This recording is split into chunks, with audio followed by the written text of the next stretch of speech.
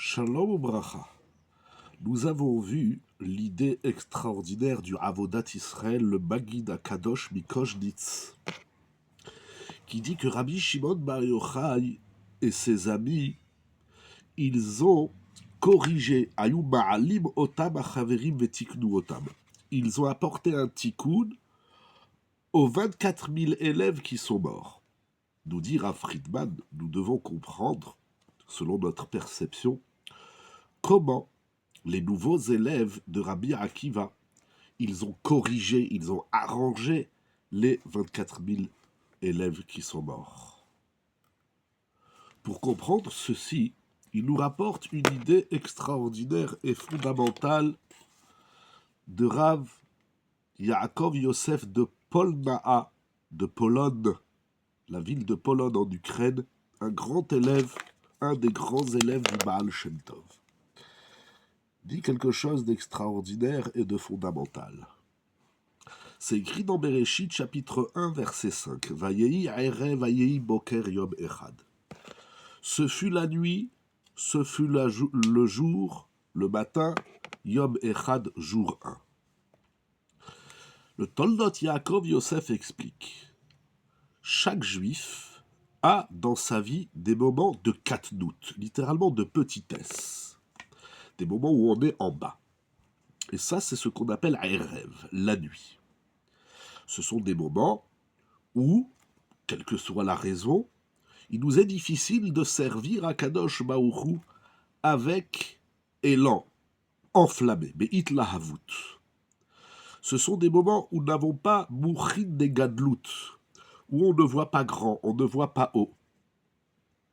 Et il y a des moments dans la vie où on se trouve dans la gadlout, dans la grandeur. On est plein d'élan, plein de vigueur, plein de simra, plein d'envie, et on fait la avodat Hashem, la tfila, le chesed, la tzedaka, le limud Torah et toutes les mitzvot. Et cela s'appelle Yom, le jour. Il rapporte donc au nom de son maître le Baal Shem Tov,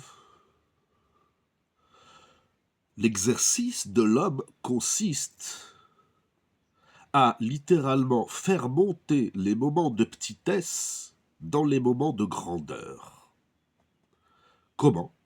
En utilisant les moments de petitesse, le Zman HaKatnout, comme étant le moyen de monter et de nous élever jusqu'au sommet de la Gadlout. Parce que le Baal Shem Tov disait quelque chose d'incroyable. Il disait la chose suivante, Kiklal Gadolhu, voici une grande règle, Beteva Ha'adam, dans la nature de l'homme, chez Ta'anoug Temidi et no Ta'anoug. Un plaisir continuel n'est plus un plaisir. On s'habitue dans le Ta'anoug et on perd de la saveur. C'est pour cela qu'Akadosh Baruch Hu fait que par moments, on se trouve dans des moments de katnout. Non pas que nous tombions pour remonter, non pas que nous tombions de Madriga, mais justement que nous soyons en bas pour retrouver l'élan de la grandeur de la Gadlout. Afin que lorsqu'on va remonter de plus belle et encore plus haut, et on va servir Hachem, Bemochin des Gadlout, avec plus d'élan, avec plus de Gdusha, de vigueur et d'amour. Parce que si on est tout le temps dans la lumière, si on est tout le temps dans la Gadlout, on perd de la saveur du Ta'anoug. Alors que je vous nous met dans des moments de petitesse pour qu'on retrouve le Ta'anoug, le plaisir de la grandeur. Incroyable comme idée.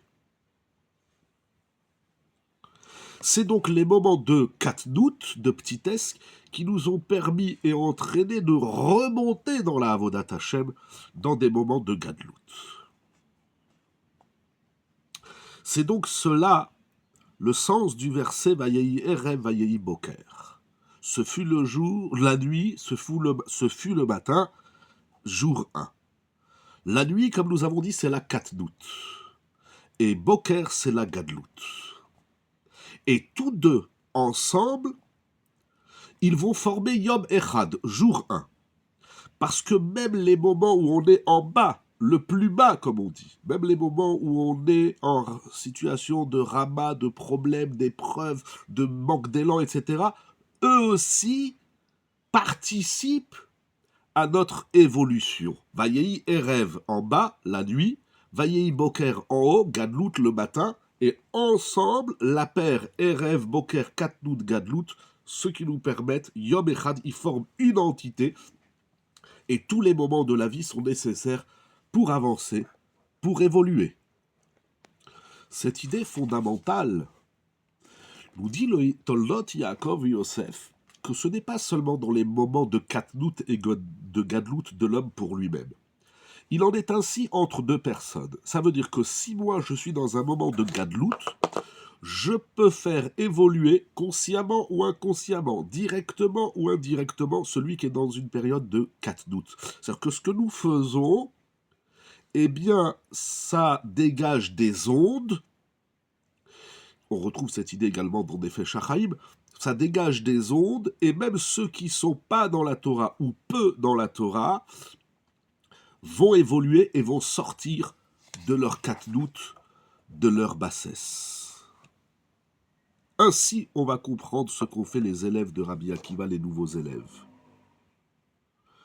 D'ailleurs, dans le Midrash Kohelet Rabbah, lorsque Rabbi Akiva il a son nouveau groupe de ses 5 nouveaux élèves, il leur dit à Rishonim, les premiers qui sont morts, c'est parce qu'ils étaient Enehem Tsara Batora Zelazé. Ils ne voulaient pas délivrer, partager la Torah qu'ils avaient les uns envers les autres. Atem Lotiyuken. Vous ne soyez pas ainsi.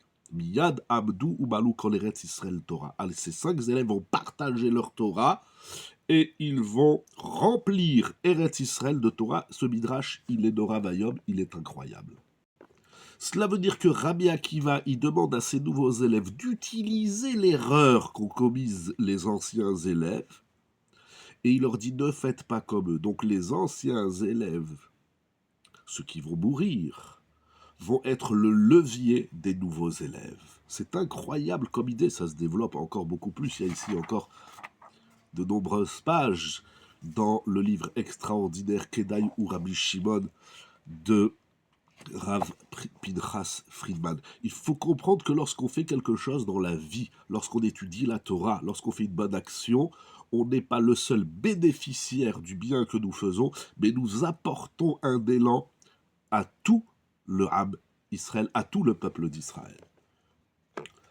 Ainsi, nous dit Rav Friedman, on peut comprendre ce qui est écrit dans le Shulchan Aruch Orach Chaim Siman Taf Kafret Seif Aleph. Le Shulchan Aruch nous dit que le jour de Purim tombe toujours le même jour de la semaine que Lag BaOmer. C'est-à-dire que si Purim tombe un dimanche, Lag BaOmer sera un dimanche. Si Purim tombe un jeudi, eh bien Lag BaOmer tombera un jeudi, et ainsi de suite. C'est-à-dire qu'il y a un lien, un rapport entre Lag BaOmer et Purim. Quel est ce lien? Le Rav Friedman propose l'idée suivante. À Purim, l'idée de Esther, c'était l'Erkenos et Kol HaYehudim, de rassembler et de réunir tout le monde, tout le Ham Israël. Nous manquons d'union, nous vivons dans la division, dans la querelle, etc. Et c'est dramatique. Esther a compris que le problème du Ham Israël, c'est cette division. Alors elle va dire à Mordechai, va réunir le Ham Israël. C'est pour ça qu'il va y avoir le repas de Purim, le Mishté, les Mishloach Manot, etc. Il en est de même pour Lag BaOmer.